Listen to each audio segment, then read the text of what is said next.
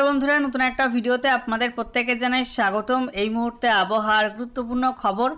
গাঙ্গেয় পশ্চিমবঙ্গের ওপর দিয়ে এই মুহূর্তে প্রাক বর্ষার অক্ষরেখা অবস্থান করছে, যার জেরে আজ দুপুরের পরও দক্ষিণবঙ্গের একটা বিস্তীর্ণ অংশে প্রবল ঝড় বৃষ্টির সম্ভাবনা রয়েছে।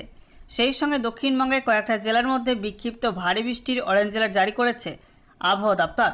অন্যদিকে উত্তরবঙ্গেও আজকে বিক্ষিপ্ত ভারী বৃষ্টির সম্ভাবনা আছে, তবে পাহাড় এবং ডুয়ার্সের মধ্যে কয়েকটা জেলাতে বিক্ষিপ্তভাবে অতি ভারী বৃষ্টিও হতে পারে, তার জন্য অরেঞ্জ অ্যালার্ট দেওয়া হয়েছে।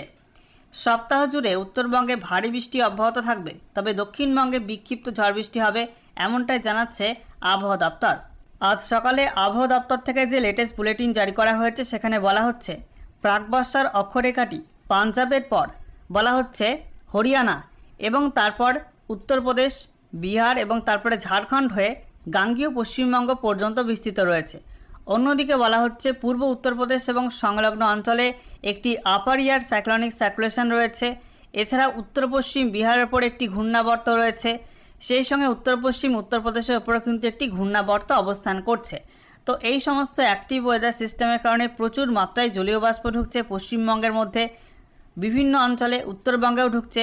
এছাড়া পার্শ্ববর্তী ঝাড়খণ্ড এবং ওড়িশার মধ্যে ঢুকছে, বিহারের মধ্যে ঢুকছে এবং বাংলাদেশ, সেই সঙ্গে পার্শ্ববর্তী উত্তর পূর্ব ভারতের একাধিক রাজ্যে ঢুকছে প্রচুর মাত্রায় জলীয় বাষ্প। আর অতিরিক্ত পরিমাণ জলীয় বাষ্পের কারণে অস্বস্তিকর গরমটা কিন্তু রয়েছে বেশ কয়েকটা জেলাতে। তবে এই অতিরিক্ত পরিমাণ জলীয় বাষ্প ঘনীভূত হয়ে বজ্রগর্ভ মেঘে পরিণত হবে দক্ষিণবঙ্গের মধ্যে, এবং তার জেরেই দক্ষিণবঙ্গের একটা বিস্তীর্ণ অংশেই কালবৈশাখী ঝড় বৃষ্টি ধেয়ে আসবে। অন্যদিকে উত্তরবঙ্গে এই বিপুল মাত্রায় জলীয় বাষ্প পাহাড়ে ধাক্কা খেয়ে প্রবল ভারী মেঘ তৈরি করবে এবং তাতে কিন্তু ভারী থেকে অতি ভারী বৃষ্টিপাতের সম্ভাবনা থাকবে।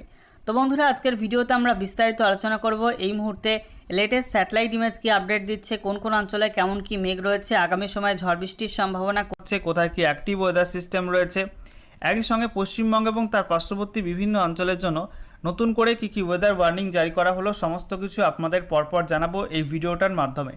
তো ভিডিওটা ভালো লাগলে এবং ইনফরমেটিভ বলে মনে হলে অবশ্যই আপনারা ভিডিওটা একটি করে লাইক করে দেবেন, অবশ্যই ভিডিওটি প্রচুর শেয়ার করবেন। সেই সঙ্গে নতুন দর্শক হয়ে থাকলে লেটেস্ট ভিডিওর আপডেট সর্বপ্রথমে পাওয়ার জন্য চ্যানেলটিকে সাবস্ক্রাইব করে নিয়ে পাশে থাকা বেল আইকনে ক্লিক করে অল নোটিফিকেশান অপশানটিকে অন করে রাখবেন। লেটেস্ট আপডেট আপনারা সবার প্রথমে পেয়ে যাবেন।